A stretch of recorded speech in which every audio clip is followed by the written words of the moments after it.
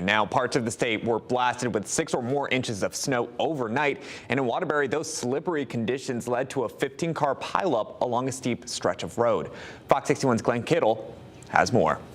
Check out this steep hill here in Waterbury. This is Wall Street. Last night, the city got blasted with 6 inches of snow, and neighbors around the area tell me that this caused some slick conditions here on the street. Some drivers even tested Wall Street and failed. The northwest corner of Connecticut saw the bulk of Friday night snow. We got about 10.5, maybe 11 inches at the most.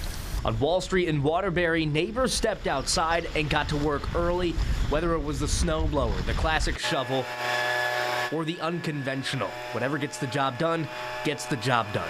It's light snow. It's easy to move. It's not so bad. Conditions are still slick in this area. People who live around here say it was even worse Friday night when drivers decided to test this treacherous hill. The result?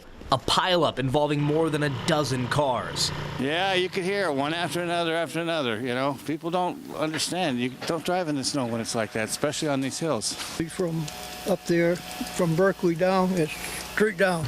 Waterbury fire officials say around 15 cars in total were involved. 2 people were sent to the hospital to get checked out. And neighbors told us this is just a reminder to stay off the roads until it's safe to go out.